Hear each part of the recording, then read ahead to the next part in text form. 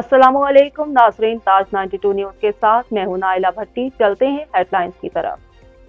नामवर सियासतदान दानिश्वर मुसन्निफ रसूल बख्श पलेजो की सालगिरह तकरीब अवामी तहरीक और सजाद गबार तहरीक मसीद की जानिब से रज़ाकबाद में मनाई गई, जिसमें पार्टी कारकुनों वाले इलाका ने बड़ी तादाद में शिरकत की। इस मौका पर रसूल बख्श पलेजो की ज़िंदगी पर गुफ्तगू करते हुए अवामी तहरीक मसीद के सदर इकबाल जरवार ने कहा, रसूल बख्श पलेजो एक शख्स का नाम नहीं बल्कि सिंध के इल्म व दानिश और सियासत को दुनिया में रोशनास कराने वाला अनमोल हीरा है। उन्होंने सिंध की कौमी और तबक़ात थी आज़ादी सियासत को साइंसी बुनियादों पर मुतारिफ कराने का रुझान पैदा किया।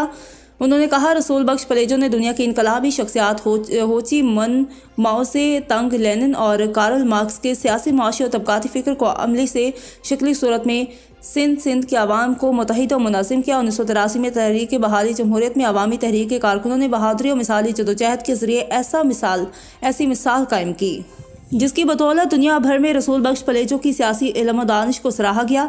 इकबाल जरवार ने सिंध के अहले इल्म तबके और बाशऊर सियासी कारकुनों को पार्टी सवाबत और रसूल बख्श पलेजो के नज़रियात पर चलते हुए मुतहिद और मुनज़्ज़म होकर सिंध के हकूक़ की हासिलात के लिए किरदार अदा करने पर जोर दिया।